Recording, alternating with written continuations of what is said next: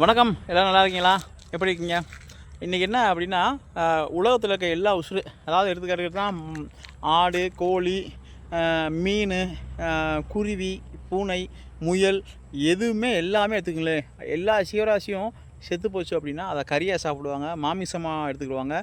இல்லைன்னா அதோட தோல், எலும்பு எல்லாமே பயன்பாட்டுக்காகும். ஆனால் மனிதனுடைய உடம்பு மட்டும் இறந்துச்சு. உடம்புல இருக்க அந்த மூச்சு காற்று இருக்க வரைக்கும் தான் அந்த உடம்புக்கு மரியாதை. இந்த மூச்சு காற்று வெளியேறிச்சுன்னா அப்படின்னா வீச்சம் தாங்க முடியாது. மித்த விலங்குகள் கூட 2 நாள் 3 நாள் கழிச்சு தான் வீசும். நல்லா பாருங்க, ஒரு நாய் அடிபட்டுச்சுன்னா 2 நாள் 3 நாள் கழிச்சு தான் வீசும். ஆனால் மனிதனுடைய உடம்பு வந்து 6 மணி நேரத்தில் வீச்சம் தாங்க முடியாது. அப்போ இந்த நான் தான் பெரிய ஆள் அப்படின்னு சொல்கிறது மனிதன் மட்டுமே. ஆனால் அந்த உடம்பு எதுக்குமே பயன்படாது. இந்த மூச்சு காற்று இருக்க வரைக்கும் தான் நம்மளுக்கு மதிப்பு. அதனால் ஆனால் மிற எல்லா உயிரினங்களுமே வந்து மாமிசத்துலேருந்து எல்லாமே பயன்படும். ஆனால் அதெல்லாம் ஆடம்பரத்தில் அகங்காரத்தில் ஆடாது. தன்னுடைய பசிக்கு மட்டும்தான் உணவாக வந்து சாப்பாடை எடுத்துக்கிறோம். பசிக்கு மட்டும்தான் அது வேட்டையாடும், உணவுகளை சேர்த்து வைக்கும்.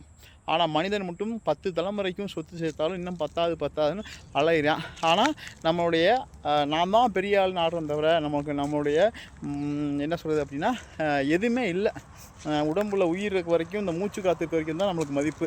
இந்த மூச்சு காற்று இல்லை அப்படின்னா நமக்கு வந்து பணம் தான். ஆமாம், அதனால் இந்த உலகத்தில் வாழ்கிற வரைக்கும் எல்லா ஜீவராசிகளும் அன்பு செலுத்துவோம். நான் தான் பெரிய ஆள் அப்படின்னு அகங்காரம் இல்லாமல் எல்லாத்துட்டையுமே நல்ல அன்பாக பழகுவோம். நிறையா பேர் பார்த்துருக்கேன்.